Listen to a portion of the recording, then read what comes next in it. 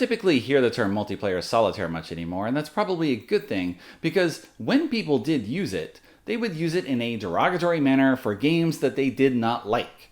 Typically on games that didn't make sense to have that label because those games included competition. They weren't direct head-to-head competition in which I was trying to kill your people or do something direct to your face, but we're still competing. If you and I go out for a job interview, there's only one space, and one of us is going to get that and the other player is going to lose out. Unless, of course, some third person comes in and both of us lose out. That can definitely happen. There's only one spot available and one person's getting hired and everyone else loses that game. If we go to the store to buy things, I can sweep all the peanut butter off the shelf into my cart and buy it before you do. All right? You should have got up earlier. Should have taken a different means of transportation to the store. Should have brought more money to pay more than me in the auction supermarket, if such a thing exists. You lose out because I got there first or paid more or whatever the situation is. There's a limited number of resources, which means the game is not multiplayer solitaire, assuming this was a game, this shopping game of mine. Now, there are multiplayer solitaire games that exist in reality, that exist in the game space. Bingo is the most well-known example of that. As long as you have a bingo card and you can hear the person call out B14, then you can play bingo. And one of you is going to hit that pattern first and win. It's a race, but your choices do not affect what anyone else is doing. Because in bingo, of course, you have no choices except to put disc on the board or possibly cheat, I guess. There are other multiplayer solitaire games. Peter Burley's Take It Easy, the best known example. In the early 1980s, it won the Spiel des Jahres award. You draw a tile from the table. One player calls out the numbers, 1, 6, 7. Everyone else takes the same tile, puts it on their board, and you score points once all the tiles have been placed. And whoever has the highest score wins. You are limited in players only by the number of components. I've played in a game with, I think, 160 or so people at a convention where multiple copies were brought and we all played together, sort of introductory game. You see who wins. And that's what works in a multiplayer solitaire game. You are limited only by the number of components. As long as you have more components, you can have more people participate in the game. That would be my definition of a multiplayer solitaire game. Bring more copies to the table, you get more people to play. Because again, you're only trying to cross the finish line first, as in bingo, or have the highest score. For another example of this, let's look at today's release, Railroad Inc. by Horrible Games from designers Hjalmar Hock and Lorenzo Silva. There are 2 separate editions, each for 1 to 6 players. They are generally the same, and you could get 2 copies, and now you can play with up to 12 people. And if I had a huge stack of Railroad Inc., I could have any number of people play, because each player gets a board, they get a pen, they have some eyes to see what's rolled on the dice. Eyes optional, someone could tell you if you have ears. Other methods of communication are available as well, I'll leave that up to you. But you can have any number of people playing this game. But what is it? Here are the components in Railroad Inc., specifically the Blazing Red edition, although the only components unique to this edition are the Meteor dice and the Lava dice that comprise the 2 expansions included in the box. The blue edition has lakes and rivers, but otherwise the base game components are the same. You have 6 player boards with each player getting their own board. You have 6 markers. You have the same 4 dice that show railroad lines and highways, and you are going to draw on your board those railroad lines and highways over the course of 7 rounds, trying to build up networks that connect multiple exits on the board and that do other things as well. To get an example of what we're looking at here, let's start out drawing a railroad line, the little elbow, and everyone's going to use the same dice. You're not going to move them around on the board as you're drawing them just because, you know, be nice. Let other people arrange things in their mind the way they want. So now I connect this. I have a right angle turn between a highway and a railroad line. And then I have this T shape that I'm going to use to connect these exits. Because you can go along the highway, you change at the station, and then you go off this exit. So these 2 exits are already connected. And you are building up networks of exits Right now I have 2 exits in the same network. That's worth 4 points. Obviously, I hope to add many more exits to that as the game progresses. I don't have to continue building off of this line here, but let's go ahead and do so since this connects nicely. You draw the round number in the space so that everyone can look back and see, they verify that you weren't cheating if you're worried about that. Now, once everyone's done, we roll the dice again and add something else. We got a line here, a right angle turn, exit. Perfect. Let's do this. So there's this one. We got a right angle turn. So I can go here. I can use this to connect this line here and branch. And then I have another T. Let's start heading up towards the center of the board because you also get points for drawing in the center. Now I have 3 exits in the same network. You can build up multiple networks and score for those networks, but ideally you get everything mushed together. Got all these right angle turns, another exchange here to a railway line, to a highway. You want to connect everything together. In addition to scoring for exits, you also score for building long highways and long railway lines because people like to go riding. Just bliss out on the road. I got these 2 here. Got this straight line. Let's build a straight line here. And 3 times over the course of the game, you can use one of these 6 extra spaces at the top of your player board to connect things that might not otherwise be connectable with the randomness that you get on the dice. So I got this highway and this highway. I can combine it. Sure, let's just have highways all around. So I've used this one. Let's mark it off. You can only use 3 during the game and only 1 during a round. Now, if you notice, I have this dead end here where apparently people just ride off the highway and then fall to their death. Let's put a little tombstone there. At the end of the game, for each open space, you lose a point. So you try not to do that too often, but, sometimes things happen. Things get messed up. I got this where I'm converting to a railway line. So let's do that here. There we go. There's my 3rd round. 4th round. Oh, hey, I added in this exit last time. We have an overpass. I have lots of things that, I can reach all the way across the board almost with these. So let's do that. I got a straight line, this, or I'll make other plans.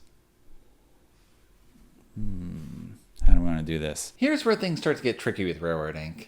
You initially start, you're open, you can build wherever you want, just put all the lines down, they just start going wherever. You're free to do anything because you have no restrictions other than building off the exits. But we're tipping into the midpoint of the game. I have only 3 rounds left, only 12 more die faces after I place these on, along with 2 bonuses that I haven't used yet. What will I be able to finish? Am I building myself into a corner? Yes, you always will. You will need particular die faces in order to complete a route. Maybe you can get them, maybe not. Maybe you can save that bonus in order to, dig you out of a hole. And sure, you're going to leave 1 or 2 unconnected ends somewhere. But at least that's better than having nothing. But you don't really know that until you start playing out the rounds and seeing what happens. I finished round 4, starting this network down here. Possibly I can connect it to this middle part, depending upon what I roll. I have another U-turn. It's going to go down here at round 5. I can do a U-turn up here. Definitely connect this. The problem is if I use this overpass, then things are going to go haywire. I'm going to have railroads to nowhere. Railroads to nowhere up here. Oh, I've got straight line and more. Oh, I don't want any of this. And yet, here it is. So we just start building out more. Overpass. Madness out in the middle of nowhere. And we'll see what comes up in the next round.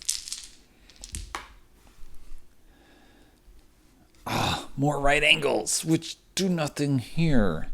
This does nothing. This does nothing. So much nothing. But we'll try.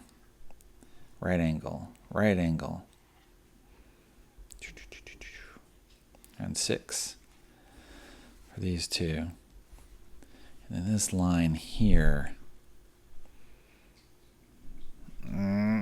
With this, what do we do?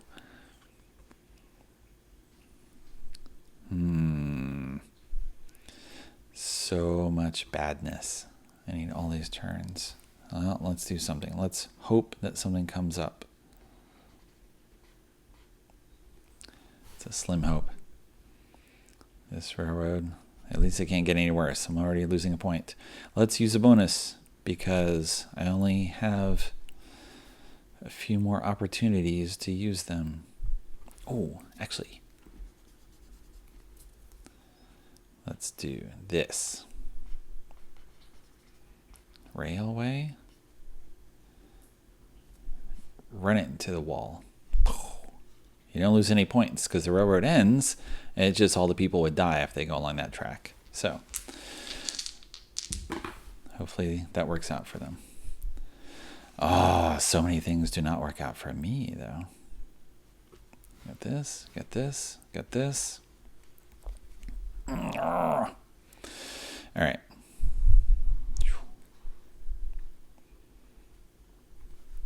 Got this. All right, with a T, we can use this one here.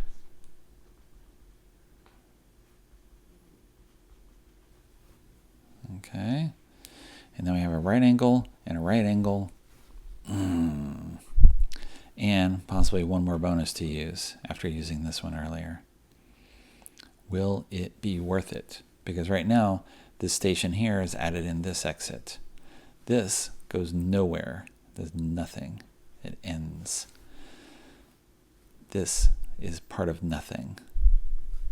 You want to do something with what's left. But what?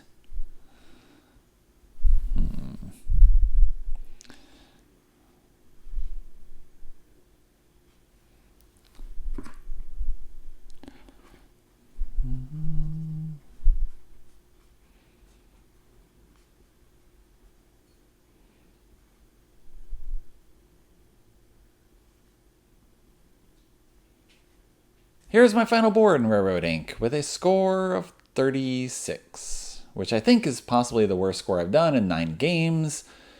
I could blame playing on camera, so I will. So what are we scoring in Railroad Inc. other than the network, which you already have at 1, 2, 3, 4, 5, 6 exits that are part of this network. This railway line just stops in the middle of nowhere, as does this one. So we've got 6 exits for 20 points, which are recorded here. Aside from that, you're going to score 1 point for each space in your longest highway, with branches counting as well. So 1, 2, 3, 4, 5, 6, 7, 8, 9, 10, 11, 12. And I've done through different options. I still end up with 12, which is the longest whichever way I go. I focused a lot on the highways, so now my railway is nothing. I got 3 for my longest railway. You score 1 point for each space you've drawn something in the center 9 squares. So at most you get 9 points. And here I get 7. And then you lose a point for every open end that you have on your board. Each railway, each path to nowhere. Add all that up, you get 36. You'll notice this blank here. That's where we get into the expansions. Each edition of Railroad Inc. includes 2 pairs of dice, with each pair constituting 1 expansion that can be added to the game, with these dice being rolled with the 4 white dice in the original game. You probably want to try some of the basic game first before you add these in, because they do twist things up a lot. The easiest one to add is the river, because the river counts as a third type of passageway. You have railway lines, highways, rivers. You're scoring for the longest river that you build on the board, and rivers are constructed similar to the other items because you want a long, snaky path. You fill up the center, whether it's a river or highway or railway, good. That counts for filling up the center of the board. Open railway, river ends, they also cost you points, because who wants a river that just stops in the middle of nowhere? I don't know what happens with that. Ignore physics. With the lava expansion, you start with an active volcano in the center of your 7x7 board. I'm not sure why you're having construction occur where there's lava spilling all over the place, but no matter. You just carry on. You have to use at least one of the lava dice you roll. You can use the other one if you want. And you are trying to build closed pools of lava in order to score 5 points for each one. Right now I have 1, 2, 3, 4 open sides, and I want to close all of them or else I will lose points for the open sides. I also have to build these 4 railways or highways as well.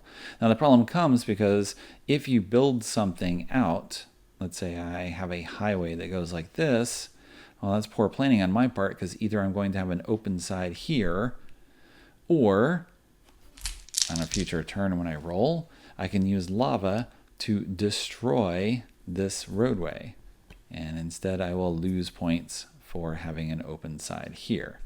One way or the other, something's getting wrecked with the lava. So you're trying to have multiple closed pools. The problem, of course, as well, is if I do have a closed pool, all right, say I get another one here, I get this side that close here, I have this friendly space, ooh, this is closed. Well, if we have more rounds in the game, and I'm going to roll more lava, I have to put it somewhere. So at any point during the game, you can have a new volcano sprout.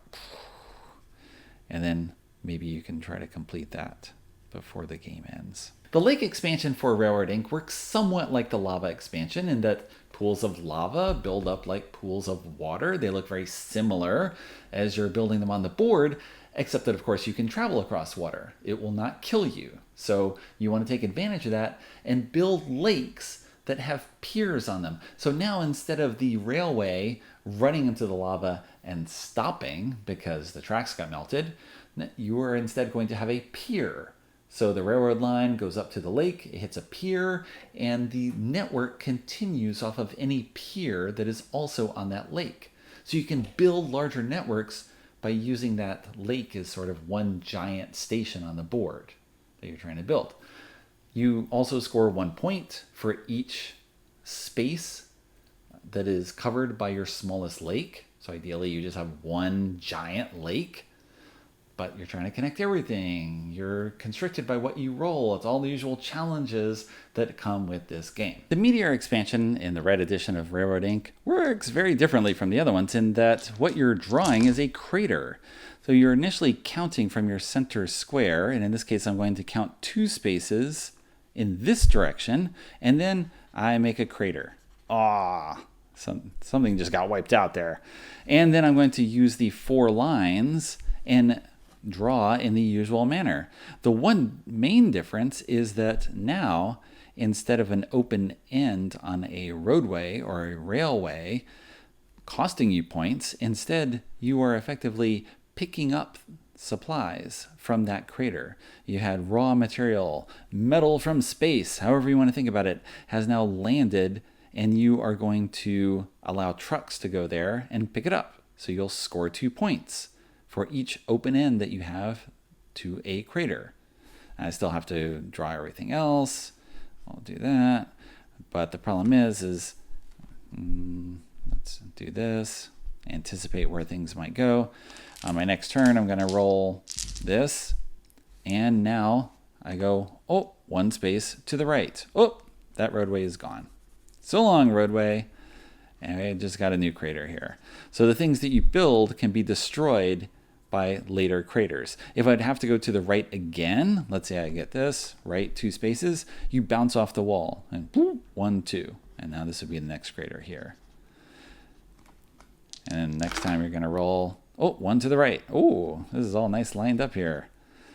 sort of nice and lined up. The problem is, if I was building any type of network through this area, all that work's been destroyed, and now I have to try to go around it to connect everything. And there's an overview of the 2 editions of Railroad Inc., which I played 9 times now in review copies from Horrible Games with 1, 2, and 3 players. I tried all the expansions, not in every configuration with every player count, but at a certain point, it doesn't matter how many people you're playing with, because the gameplay experience is sort of like roll the dice. All right, I'm ready. Oh, okay. And now I'll do the next round. And then at the end of the game, we compare scores. One of us won. There we go. Some people care about the competition, some don't. One player I played with, I think she was in 3 of the games. She just tried to beat her previous score. That was her only concern. Doesn't matter what you guys do. I'm just worrying about what I do. And you can definitely take that approach. It kind of makes sense at a certain level because, I don't know, how would I know that you do better than me? What am I going to learn from what you did? I should focus on what I did. And then maybe I can learn and do better next time. I won't leave so many open spaces. I won't start building in so many different places. Or I'll build in more places. I don't know. It's hard to say with only 9 games what's the best building route, because of course, who knows? It really varies a lot depending on what comes up on the dice. You have no control over. All you have is the ability to use 3 bonus squares to put them in your board. And that's it. Otherwise, just the dice coming up and see what happens. One game, playing with someone, we're playing with the lake expansion. Turns out we both wanted the exact same lake face that did not come up in 4 rounds. Both of us needed that. Both of us just like, why couldn't we build this? And it just doesn't get done. That happens. So be it. So be it. So be it. So be it. All right, there's little twists in the rules that you'll get the hang of as you play more. With the lake, when you build on 3 sides, for example, that middle space gets filled automatically with water. So you don't have to wait for a 3-sided lake to fill up. It just fills up automatically. There's little building rules with the lava and how the lava flows in particular. It's all very nebulous at first until you actually start drawing on the board and then seeing what happens. And it's kind of the same way with the scoring as well. So this is a 1 to 6 player game, but I cannot see teaching 5 other people for a first game of Railroad Inc.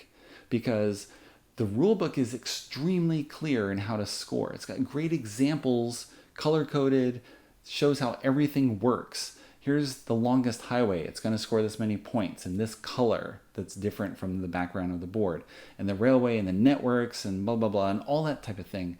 And yet every single person I've taught, I think 4 people, has not scored correctly the first time. Because it's hard to see how everything works until after you see the scoring, after you've actually done the drawing. And now you can sort of connect it together in your head, and then you try again, and now you can better picture where things are going and what you're building toward and what you want to do and how it all works together. All right? Because it's easy to miss the overpass where the highway goes over the rail line, and that's not actually connected. That's not part of the same network.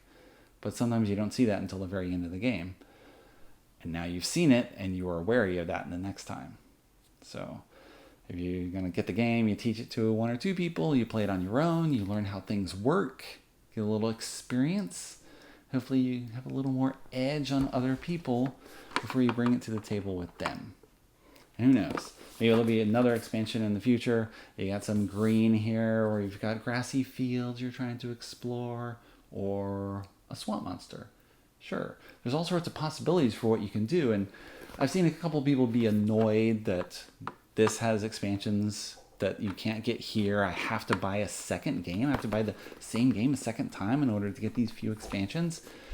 And yeah, you do. I mean, that's how things work sometimes in the game industry. Right? It makes sense for Horrible Games to have this tiny package with a particular price point. We can offer this many components and sell it for some amount that makes sense for them. And they think that, well, if Eric buys this, then his friend will buy this, and they'll swap back and forth and they'll play it together, and everything will work out in the end. Or maybe I'll just end up buying both and put them in one box, and once I have my giant party where everyone's a Railroad Inc. aficionado and they know all the rules, then we can go for something big at a convention, BGG Con. have tables, hundreds of people drawing railway lines all over, just like bingo. You're calling out here, railway right turn. You gotta project all that in the screen, and then everybody can play at once. Bingo with choices.